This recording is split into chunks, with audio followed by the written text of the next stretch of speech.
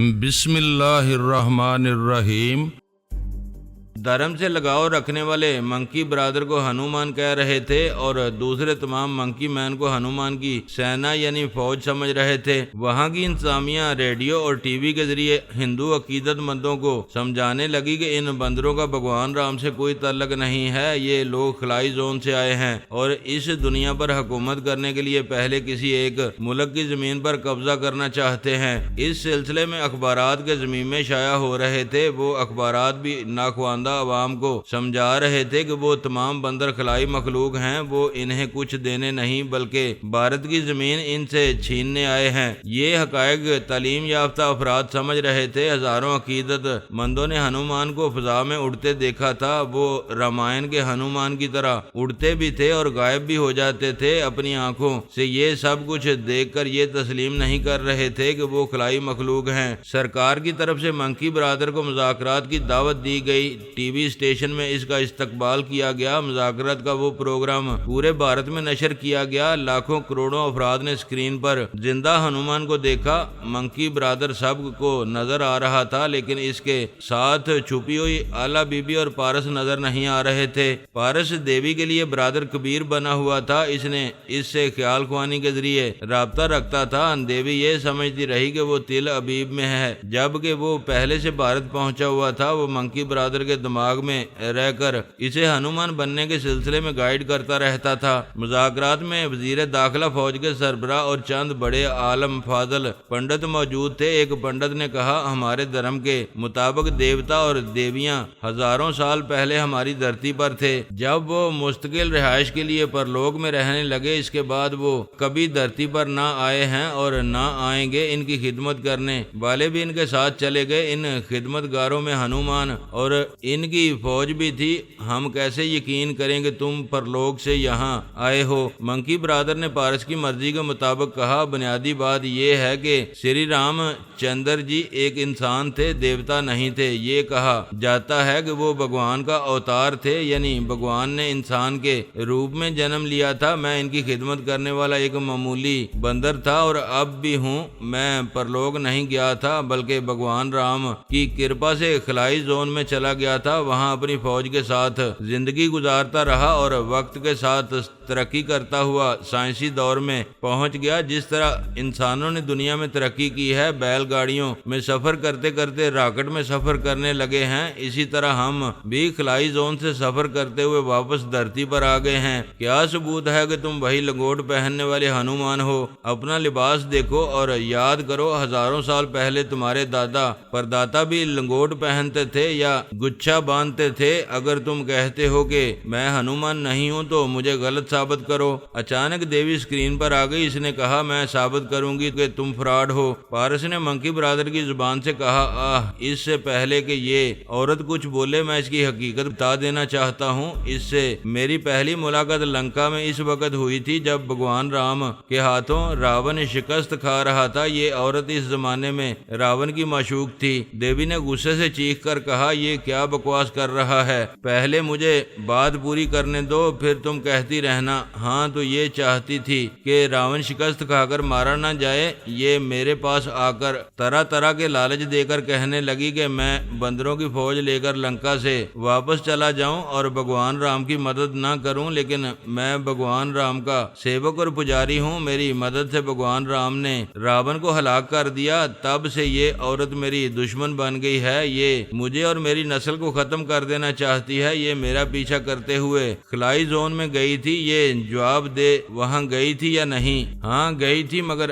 ہزاروں سال پہلے نہیں گئی تھی۔ تم ہزاروں سال پہلے خلائی زون میں نہیں آئی، ہماری سائنسی ترقی کا انتظار کرتی رہیں۔ جب ہم نے طبی اور سائنسی تجربات کے نتیجے میں غائب کرنے والی گولیاں اور پرواز کرنے والے کیپسول تیار کیے تو تم خلا میں پہنچ گئیں۔ ہماری گولیاں اور کیپسول چرانے کے بعد کہا کہ ہمیں بھگوان رام کے دیش میں آنے نہیں دے گی۔ اس دیش کی جنتا کے سامنے گولی نکل کر غائب ہونے اور کیپسول منہ میں رکھ کر پرواز کرنے کا تماشا دکھاؤ گی اور میرے بھگتوں سے کہو گی کہ میں ہنومان نہیں، ایک فراڈ ہوں۔ اب تم جو کہنا چاہتی ہو کہو۔ وہ غصے سے بولی، تم نہیں بول رہے ہو، تمہارے پیچھے کوئی بہت بڑا مکار چھپا ہوا ہے۔ ابھی میں گولی نکل کر غائب ہو کر اپنے ہندو عقیدت مندوں کو سمجھانا چاہتی تھی کہ تم ہنومان کی طرح قدرتی طور پر غائب نہیں ہوتے ہو، بلکہ غیر معمولی گولیوں کا سہارا لیتے ہو اور کیپسول کے ذریعے پرواز کرتے ہو۔ پارس ایک پنڈت کے دماغ میں پہنچ گیا۔ پنڈت نے اس کی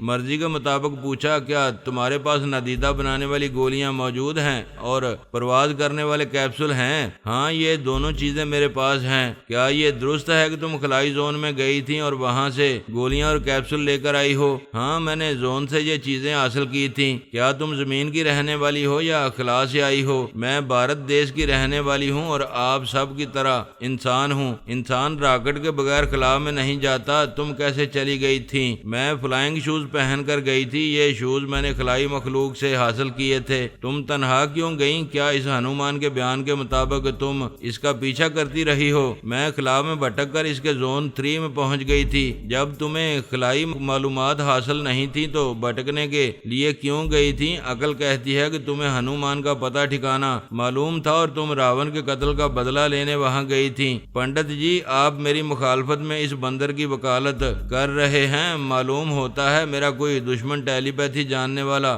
آپ کے دماغ میں گھسا ہوا ہے۔ ابھی تم کہہ رہی تھی اس ہنومان کے پیچھے کوئی مکار چھپا ہوا ہے، اب کہہ رہی ہو میرے دماغ میں تمہارا کوئی دشمن چھپا ہوا ہے۔ تم یہاں ہنومان کے خلاف ثبوت پیش کرنے آئی ہو۔ فضول باتیں نہ کرو، ثبوت پیش کرو۔ کیا ثبوت پیش کروں؟ میں خود پرواز کر کے یہ ثابت کرنا چاہتی تھی کہ ہر پرواز کرنے والا اور غائب ہو جانے والا فرد ہنومان نہیں ہو سکتا۔ میں بھی یہ تماشا دکھا سکتی ہوں، لیکن میرے ایسا کرنے سے پہلے ہی مجھ پر گولیوں اور کیپسولوں کی چوری کا الزام لگایا جا رہا ہے۔ فوج کے سربراہ نے پوچھا، دیوی جی تم کون ہو؟ اچانک مذاکرات کے دوران کہاں سے آ گئی ہو؟ پلیز ہمیں کام کی باتیں کرنے دو۔ پھر اس نے منکی برادر سے کہا، ہم صرف ایک حقیقت کو تسلیم کرتے ہیں کہ تم خلائی مخلوق ہو، اپنی فوج کے ساتھ یہاں آباد ہونے آئے ہو۔ منکی برادر نے کہا، میں تمہاری بات سے انکار نہیں کروں گا۔ ہزاروں سال پہلے میں بھی اس دھرتی پر رہتا تھا، اس لیے اس دھرتی پر ہمارا بھی حق ہے، لیکن میں کسی لالچ سے نہیں آیا ہوں۔ یہاں میرے لاکھوں کروڑوں بھگت ہیں، میں ان کی غریبی اور محتاجی دور کرنے آیا ہوں۔ میں اس ٹی وی کے ذریعے بھارت کی جنتا سے کہہ رہا ہوں، میں دہلی شہر سے ذرا دور ایک نئی بستی آباد کروں گا۔ وہاں میری بندر فوج کے علاوہ لاکھوں غریب رہیں گے اور چند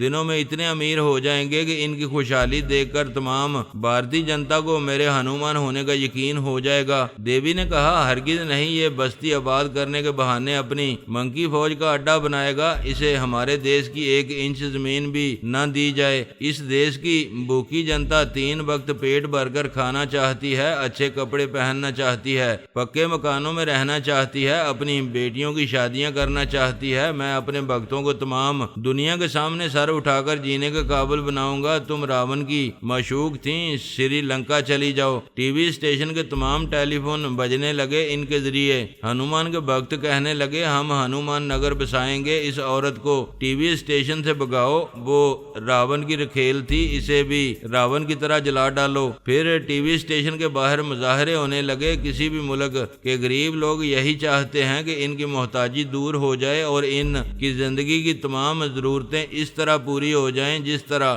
ہنومان جی پورا کرنے والے تھے۔ اور وہ منکی برادر غریبوں کی بستی میں کتنے ہی غریبوں اور بیماروں کو ہزاروں روپے اور دعائیں دے چکا تھا۔ وہاں کے لوگ ایک نئی بستی ہنومان نگر بسانے کے لیے نعرے لگا رہے تھے۔ پولیس اور جنتا کے درمیان جھڑپیں ہونے لگی، ہر طرف افراتفری کا عالم ہو گیا۔ دھرم کو ماننے والے اور ہنومان سے عقیدت رکھنے والے بھگت کروڑوں کی تعداد میں تھے۔ وہ سب ہندوستان کے مختلف حصوں سے ہنومان کے درشن کے لیے چلے آ رہے تھے۔ پورے ملک میں بسوں اور ٹرینوں میں بیٹھنے اور کھڑے ہونے کی جگہ نہیں رہی تھی۔ لوگ چھتوں پر بیٹھ کر سفر کر رہے تھے۔ دہلی کی انتظامیہ کے ہوش اڑ رہے تھے۔ کروڑوں افراد کو روکنا اور ان پر لاٹھی چارج کرنا ممکن نہیں تھا۔ انہوں نے منکی برادر سے کہا، اس طوفان کو روکو ورنہ بڑی بدنظمی پھیلے گی۔ ایک ہی شہر میں کروڑوں لوگ جمع ہو رہے ہیں، اس طرح گندگی اور بیماریاں پھیلیں گی۔ ان سب کے لیے اناج اور دوائیں کم پڑ جائیں گی۔ لوگوں کو سمجھاؤ کہ وہ درشن کے لیے یہاں نہ آئیں، ٹی وی کے ذریعے انہیں درشن کرائے جائیں گے۔ منکی برادر نے ریڈیو اور ٹی وی کے ذریعے کروڑوں سامعین اور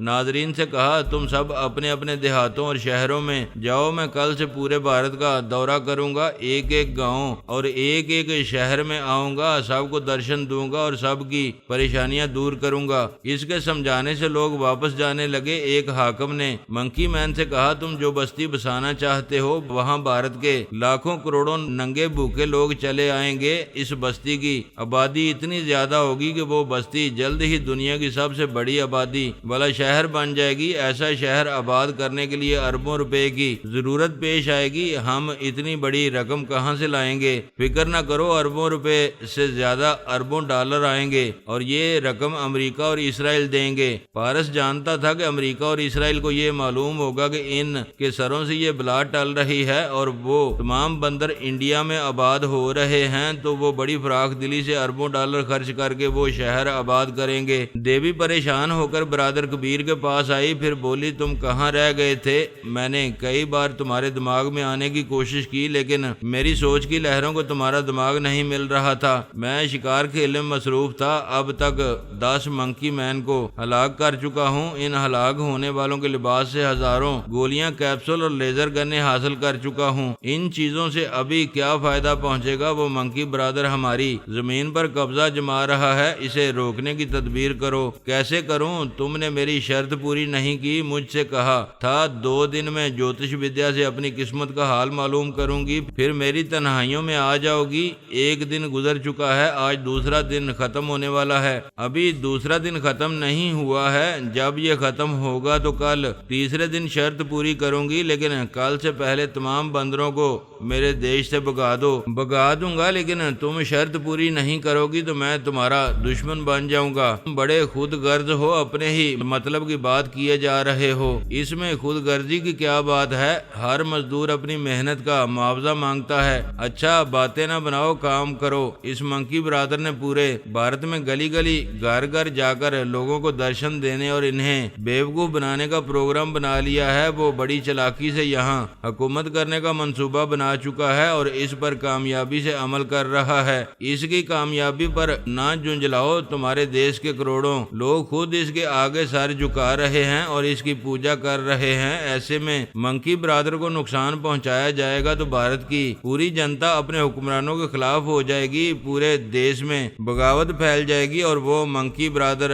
مر کر بھی ان کے دلوں میں امر ہو جائے گا، جنتا کے دماغوں میں ہمیشہ زندہ رہے گا۔ اسے دماغوں میں زندہ رہنے دو، لیکن اسے مار ڈالو، تمام بندروں کو بھگا دو۔ ذرا غور کرو، تمام بندر ایک جیسے دکھائی دیتے ہیں، عام لوگ ان کے درمیان فرق محسوس نہیں کر سکتے۔ اگر منکی برادر کے قتل ہونے کے بعد کوئی دوسرا بندر ہنومان بن کر لوگوں کے سامنے آئے گا تو ان کی یہ عقیدت اور بڑھ جائے گی کہ ہنومان کوئی نہیں مار سکتا، وہ ہزاروں سال سے زندہ ہے اور قتل ہونے کے بعد بھی زندہ ہو کر آ جایا کرے گا۔ ہاں دوسرے بندر ایسا کر سکتے ہیں۔ امریکہ اور اسرائیل کی بھی یہی کوشش ہوگی کہ تمام بندر ہمارے دیش میں آباد رہیں۔ فکر نہ کرو، میں انہیں یہاں سے بھاگ جانے پر مجبور کر دوں گا، لیکن مجھے ایڈوانس تو دے دو۔ کیسا ایڈوانس؟ مجھے جو معاوضہ ملنے والا ہے اس کا ایڈوانس۔ فضول باتیں نہ کرو، یہ فضول بات ہے تو شرط کیسے پوری کرو گی؟ تم کل بھی اس فضول بات کہو گی۔ میرا مطلب ہے وقت سے پہلے ایسا کوئی مطالبہ نہ کرو۔ وقت سے پہلے پیشگی حاصل کرنا میرا حق ہے، میں اصول کی بات کر رہا ہوں۔ تم جانتے ہو میں کبھی کسی کے سامنے نہیں آتی، آج تک کسی نے مجھے ہاتھ نہیں لگایا۔ تم شرط پوری کرنے سے پہلے مجھے ہاتھ لگانے کی بات نہ کرو۔ اس نے دونوں تھالیوں پر ہاتھ مار کر نوٹوں اور زیورات کو پھینک دیا، پھر بولی لے جاؤ یہ سب، میں بکاؤ مال نہیں ہوں، ایک ہندوستانی ناری ہوں۔ میں اپنے دیش کی جنتا کو تمہارا اصلی روپ دکھاؤں گی۔ کل تم میرے نام ہو جاؤ گی، نام ہونے سے پہلے دستخط کر لینے دو۔ ابھی منکی برادر جس مضبوط پوزیشن میں ہے، اس پوزیشن میں اسے شکست دینا یا اسے بگانا ناممکن ہے۔ تمہیں شاید اپنی ناکامی کا یقین ہو رہا ہے، اس لیے تم ایڈوانس مانگنے کے بہانے مجھے بلا رہے ہو۔ میں آؤں گی تو پھر مجھے نہیں چھوڑو گے، مجھے اپنی ممولہ اور تابعدار بنا لو گے۔ جب بندروں کے فرار ہونے کے بعد شرط پوری کرنے آؤ گی تو اس وقت بھی تمہیں ممولہ اور تابعدار بنا لیے جانے کا اندیشہ رہے گا۔ آج مجھ پر بھروسہ نہیں کر رہی ہو تو کل بھی نہیں کرو گی؟ ضرور کروں گی، تمہیں مجھ پر بھروسہ کرنا چاہیے۔ بھروسہ تم نہیں کر رہی ہو تو میں کیوں کروں؟ تم مطلب پرست ہو، تم مجھ سے محبت نہیں کرتے ہو۔ سچی محبت کرو، اور سچی محبت روح سے کی جاتی ہے، جسم سے نہیں۔ مرنے کے بعد روحوں سے محبت کی جاتی ہے۔ زندہ ہو، زندہ دلی کی بات کرو۔ میں سمجھ گئی تم میرا کام نہیں کرو گے، میں جا رہی ہوں۔ جاؤ، آئندہ آنا چاہو تو دماغ میں نہ آنا، ایڈوانس کی ادائیگی کے لیے جسمانی طور پر سیدھی میرے پاس چلی آنا،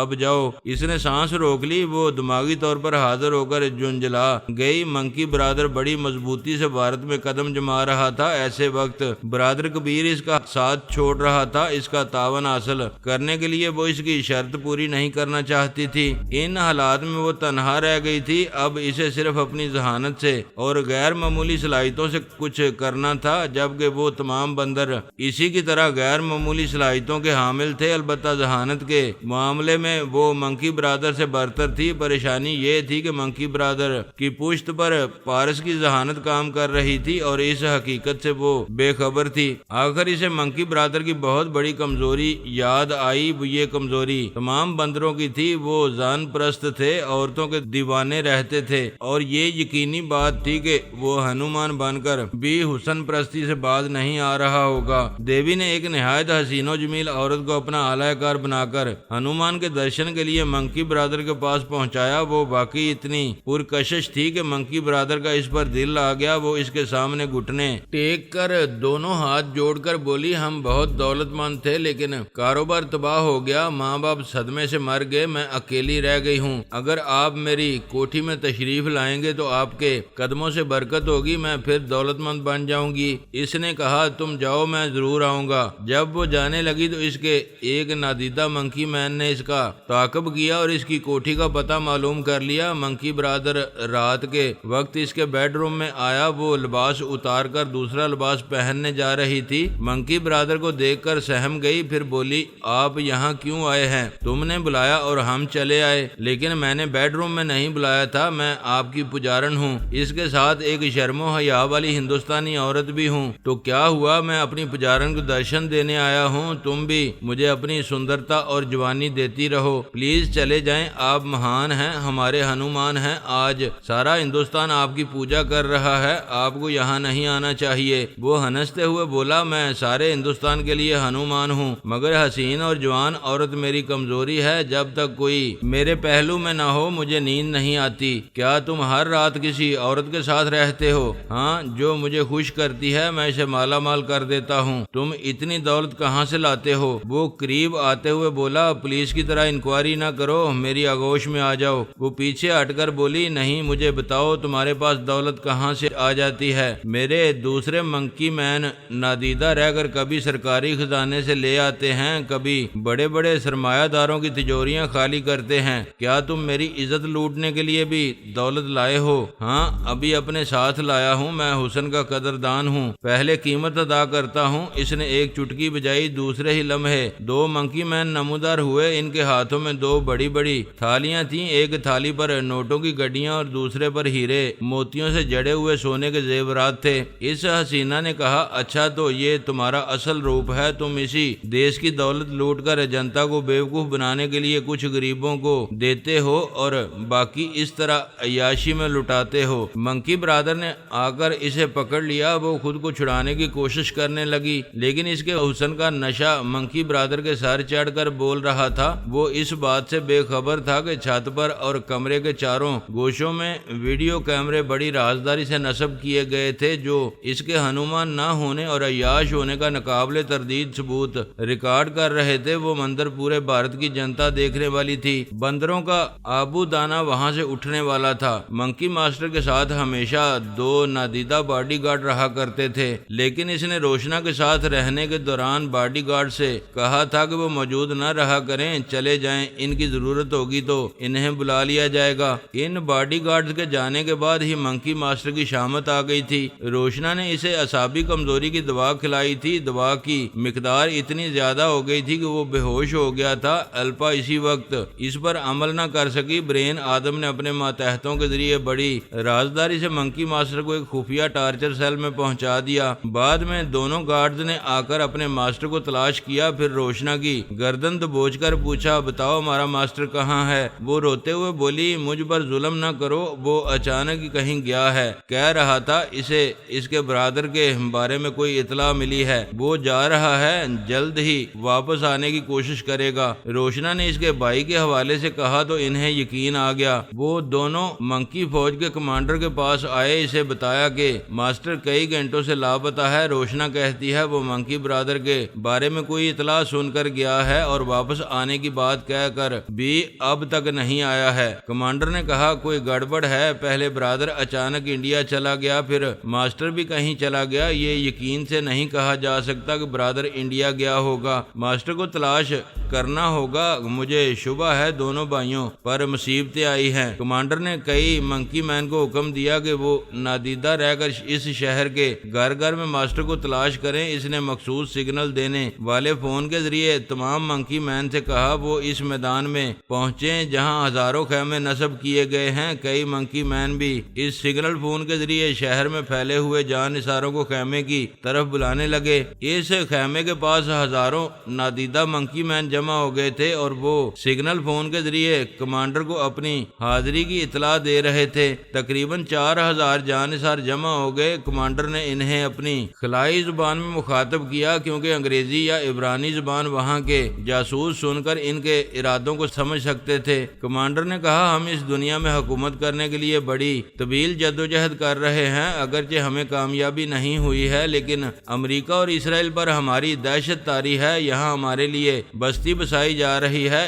اس سے کامیابی کا یقین ہو رہا تھا، لیکن در پردہ ہمارے خلاف سازش ہو رہی ہے۔ کہا جاتا ہے کہ برادر انڈیا گیا ہوا ہے، ایسا پہلی بار ہوا ہے کہ اس کے جانے کی خبر ہمیں نہیں ہوئی۔ اسی طرح ماسٹر بھی اچانک کہیں چلا گیا ہے۔ کمانڈر کے قریب ایک گاڑی آ کر رکی، اس میں سے پولیس افسر سپاہیوں کے ساتھ باہر آیا، پھر کمانڈر سے مصافحہ کرتے ہوئے بولا تم اس میدان میں تنہا کھڑے ہو لیکن یوں چیخ کر بول رہے ہو جیسے تمہارے سامنے ہزاروں کا مجمع ہو۔ بے شک میرے سامنے ہزاروں جان نثار ہیں، میں تقریر کر رہا ہوں، تو پھر انگریزی یا عبرانی زبان میں کرو تاکہ ہم بھی سن سکیں۔ تقریر کا تعلق ہمارے ذاتی معاملات سے ہے، ہم تمہیں نہیں سنانا چاہتے، یہاں سے چلے جاؤ، شاید تم ہزاروں مسلح فوجیوں کو دیکھ کر ہی جاؤ گے۔ کمانڈر نے حاضری کا حکم دیا، یہ اخبار کی ہزاروں مسلح جان نثار نمودار ہو گئے۔ انہیں دیکھتے ہی افسر فوراً گاڑی میں جا کر بیٹھ گیا، سپاہی بھی بیٹھ گئے، پھر وہ گاڑی گھوم کر واپس جانے لگی۔ تمام جان نثار کہہ لگا رہے تھے۔ پھر کمانڈر نے کہا یہ دنیا والے بڑے مکار ہیں، مجھے ایسا لگتا ہے جیسے یہ جلد ہی ہم پر کہہ لگائیں گے،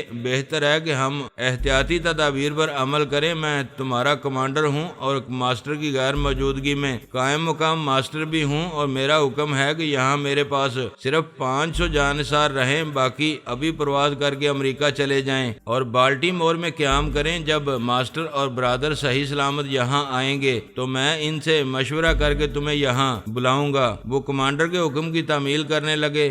منکی ماسٹر ہوش میں آ گیا، اس نے کمزوری سے کراہتے ہوئے ٹارچر سیل کی چھت کو دیکھا، پھر پتا چلا کہ وہ زنجیروں سے بندھا ہوا فرش پر چاروں شانے چت پڑا ہوا ہے۔ وہ اٹھنا چاہتا تھا، الپا نے اٹھنے نہیں دیا، اسے تھپک کر سلا دیا۔ پہلے وہ بے ہوش تھا، اب اسے نیند کی آغوش میں پہنچا دیا، پھر اس پر تنویمی عمل کرنے لگی۔ وہ جانتی تھی کہ خلائی مخلوق کے دماغوں میں تنویمی عمل کا اثر 4 یا 6 گھنٹے تک رہتا ہے۔ اس نے منصوبہ بنا لیا تھا کہ 4 گھنٹوں میں بہت کچھ کر گزرے گی، مزید کچھ کرنا ہوگا تو دوبارہ اس پر تنویمی عمل کرے گی۔ وہ 1 گھنٹے بعد تنویمی نیند سے بیدار ہوا۔ الپا نے اس کے سامنے آ کر پوچھا کیا مجھے پہچانتے ہو؟ وہ چاروں طرف دیکھنے کے بعد بولا میں پہلی بار تمہیں دیکھ رہا ہوں، لیکن یہ کوئی ٹارچر سیل لگتا ہے، میں یہاں کیسے آ گیا؟ اگر میں حکم دوں کہ اسی سیل میں زندگی گزارو تو کیا کرو گے؟ میں کیا کر سکتا ہوں؟ تم کہتی ہو تو یہیں زندگی گزاروں گا۔ میں حکم دیتی ہوں اپنا جوتا اتار کر اپنے سر پر مارو۔ اس نے حکم کی تعمیل کی، اپنا ایک جوتا اتارا، پھر اسے اپنے سر پر مار کر دوبارہ پہن لیا۔ الپا نے ایک سگنل فون اس کی طرف بڑھا کر کہا اپنے جان نثاروں کو حکم دو کہ وہ خیموں والے میدان میں آ کر جمع ہو جائیں۔ اس نے فون لے کر پہلے کمانڈر سے رابطہ کیا، اس سے کہا اپنے تمام جان نثاروں سے کہو کہ وہ خیموں والے میدان میں آ جائیں، ماسٹر ان سے ضروری باتیں کرے گا۔ کمانڈر نے سگنل کے ذریعے پوچھا آپ کہاں ہیں؟ الپا اس کے دماغ میں تھی، اس نے کہنے نہیں دیا کہ وہ ٹارچر سیل میں ہے۔ وہ الپا کی مرضی کے مطابق بولا میں یہاں اکابرین کے سامنے ہوں، کیا آپ ابھی میدان میں آئیں گے؟ میں یہیں سے ضروری پیغام دوں گا۔ آپ ہمارے پاس کیوں نہیں آئیں گے؟ مجھ سے بحث نہ کرو، میرے حکم کی تعمیل کرو۔ ماسٹر میرا عہدہ آپ کے برابر ہے، پہلے آپ نے اس انداز سے گفتگو نہیں کی، مجھے کوئی شبہ ہوگا تو میں پوری طرح انکوائری کروں کروں گا، اگر آپ کسی بندش میں نہیں ہیں تو ابھی ہمارے پاس آ جائیں، اگر نہیں آئیں گے تو ہمارا شبہ یقین میں بدل جائے گا۔ میں پہلے یہاں کے اکابرین کو یقین دلانا چاہتا ہوں کہ آج بھی یہاں ہمارے جان نثار 4000 کی تعداد میں موجود ہیں، انہیں اپنی تعداد سے معروف کرنے کے بعد میں تم لوگوں کے پاس آ جاؤں گا، یعنی اس میدان میں ہمارے 4000 جان نثار نمودار ہوں گے۔ دشمنوں کو ایک جگہ ایک ساتھ نظر آئیں گے، ان دشمنوں کے پاس تھوڑی سی تعداد میں صحیح لیزر گنے ہیں، وہ ندیدہ بن کر چاروں طرف سے گھیر کر ہمارے کم از کم 1500-2000 جان نثاروں کو لیزر گنوں کے ایک ہی برس سے ہلاک کر دیں گے۔ تم ان پر شبہ نہ کرو، یہ دوست بن چکے ہیں، انہوں نے جس طرح برادر پر عمل کیا تھا اس طرح آپ پر بھی عمل کر چکے ہیں، اگر ایسا نہیں ہے تو آپ ابھی ہمارے پاس آ جائیں، ہم 4 گھنٹے تک آپ کو اپنی نگرانی میں رکھیں گے اور آپ کے سر سے برین گارڈ آلہ لگائیں گے، تب یقین آئے گا کہ آپ ترمیمی عمل کے زیر اثر نہیں ہیں۔ الپا نے غصے سے کہا، تم بہت چلاک بننے کی کوشش کر رہے ہو مگر اپنی نادانی سے ماسٹر کی جان کے دشمن بن رہے ہو۔ کمانڈر نے کہا، تم ترمیمی عمل کرنے والی آخر بول پڑی، یہ ثابت ہو گیا کہ ماسٹر تمہارے عمل کے زیر اثر ہے۔ ہاں، یہ ہماری قید میں ہے، ابھی زندہ ہے، مر بھی سکتا ہے، اگر وہ مرے گا تو تمہارا پورا ملک کھنڈر بن جائے گا۔ ہمارے ملک کی فکر نہ کرو، ماسٹر کی زندگی کا سودا کرو۔ ایسے ہی وقت گولی چلنے کی آواز سنائی دی، اس کے ساتھ کمانڈر کی کراہ سنائی دی، پھر خاموشی چھا گئی۔ الپا کے موبائل کا بزر بولنے لگا، اس نے موبائل کو آن کر کے پوچھا، ہیلو۔ دوسری طرف سے آواز آئی، میڈم آپ کا اندازہ درست تھا، کمانڈر میدان میں کھڑا سگنل فون پر کچھ کہہ رہا تھا، میں نے اسے گولی مار دی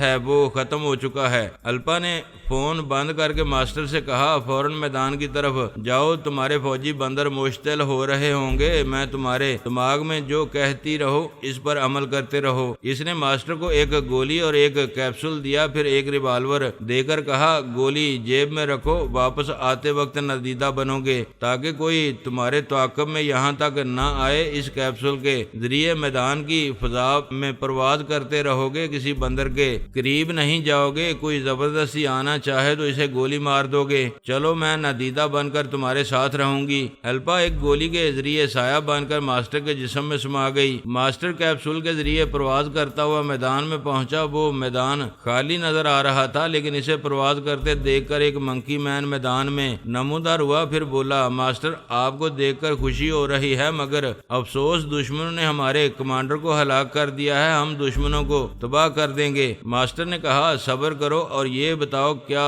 میرے تمام جان نثار یہاں موجود ہیں؟ جی ہاں موجود ہیں، میں انہیں حکم دیتا ہوں سب کے سب نمودار ہو جائیں۔ نہیں ماسٹر، ہم مقتول کمانڈر کی باتیں سن چکے تھے، اس نے درست کہا تھا، ہمیں ایک ساتھ مار ڈالنے کے لیے یہاں بلایا گیا ہے اور آپ ترمیمی عمل کے زیر اثر ہیں۔ کیا تم چاہو گے کہ میرا عمل مجھے مار ڈالے؟ ہم یہ کبھی نہیں چاہتے، آپ کو زندہ سلامت رکھنا ہمارا فرض ہے، تو میری سلامتی کی خاطر یہ ملک اور یہ دنیا چھوڑ کر خلائی زون میں واپس چلے جاؤ۔ آپ فضا میں پرواز کیوں کر رہے ہیں؟ ہمارے پاس آ جائیں، میں مجبور ہوں، تم لوگوں کے قریب نہیں آ سکتا اور نہ ہی تمہیں قریب آنے کی اجازت دے سکتا ہوں، اگر کوئی جبرن قریب آئے گا تو اسے گولی مار دوں گا، کوئی ندیدہ بن کر بھی نہ آئے، میرے آس پاس تمہارے نادیدہ دشمن ہیں۔ آپ بتائیں، ہم آپ کی سلامتی کے لیے اور کیا کر سکتے ہیں؟ کیا ہم خلائی زون واپس جائیں گے تو یہ آپ کو قید سے رہا کر دیں گے؟ نہیں، میں یہاں قید رہوں گا لیکن زندہ رہوں گا اور یہ زندگی تم لوگوں کے جانے کے بعد مجھے ملتی رہے گی۔